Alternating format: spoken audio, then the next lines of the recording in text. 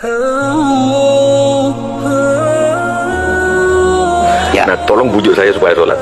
Puasa saya lakukan, semua saya lakukan kecuali sholat. Ketika Allah perintahkan ibadah-ibadah yang lain, itu cukup perintah ayat saja turun. Allah perintah haji, ayat saja turun. Allah perintah puasa, ayat saja turun. Allah perintah bayar zakat, ayat saja turun. Tapi ketika Allah perintah sholat, tidak boleh ayat turun. Nabi dijemput oleh dua malaikat, kemudian diajak naik, ketemu dengan Allah untuk menerima perintah ini.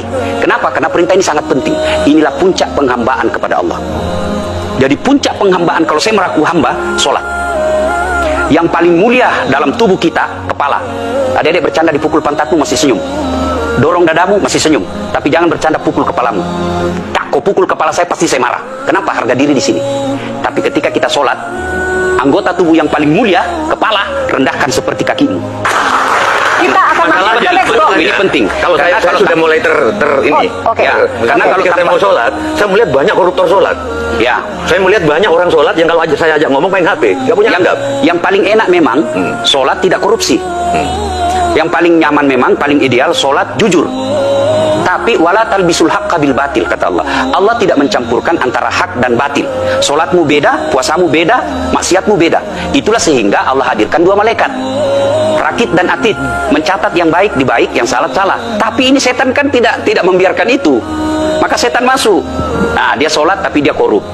Tapi Allah Maha Adil, maka ditimbanglah nanti mana yang lebih banyak, kebaikanmu atau keburukanmu.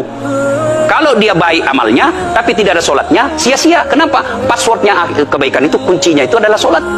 Ustadz, ketika naik haji, naik pesawat, pesawat itu mungkin dibikin orang yang nggak sholat. Iya, betul. Terus gimana dong? Nah, kursi itu mungkin dibikin orang yang nggak sholat. Iya, betul. Terus? Nah, bagi orang yang tidak sholat itu, Allah nanti perlihatkan amalnya. Yang ciptakan listrik ini luar biasa amalnya. Iya. Saya bisa dakwah karena ada mic. Iya. Dan mic itu dari orang non-muslim yang Iya. ciptakan.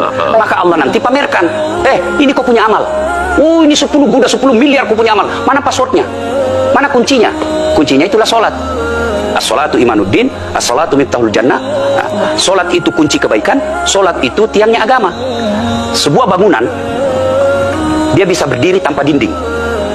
Sebuah bangunan, dia bisa kokoh tanpa atap. Tapi ketika bangunan tidak punya tiang, pasti tidak kokoh. Tiang itulah dalam agama, sholat. Dia tidak husuk, tidak ada urusan Allah tuh. Allah tidak hitung kamu husuk atau tidak. Kamu datang deh sujud sama saya. Ya, sudah sholat, idealnya dia bersih. Karena tidak mungkin sholat kalau dia tidak wudhu. Tapi kok ada orang sholat tapi jorok, buang sampah sembarangan. Itulah keberhasilan setan menggoda kita. Itulah sebabnya kita minta perlindungan kepada Allah. Kenapa ketika melontar 3 jumroh? Orang haji kan melontar 3 jumroh. Satu tiang, 7 batu. Kenapa tidak dikumpul saja itu? Satu kali lempar, tak, tak, tak. Kenapa? Kenapa mesti 3 hari dan kenapa mesti 3 titik? Itu pesan moralnya, melawan setan itu perlu napas panjang. Dengar azan, jangan pikir setan, lihat tebar itu. Tidak usah kau sholat, nanti kau tua. Anggaplah pergi sholat, setan menyerah, tidak. Buru-buru kamu, buru-buru. Akhirnya apa? Wudhu tidak sempurna. Anggaplah anda wudhu dengan sempurna. Setan menyerah, tidak. Masuk masjid, tidak usah sholat sunnah, tidak usah sholat sunnah. Prinsipnya setan, kalau dia tidak bisa dikalah, jangan untung. Nah, gimana Mbak Teja? Udah teryakin? Oke.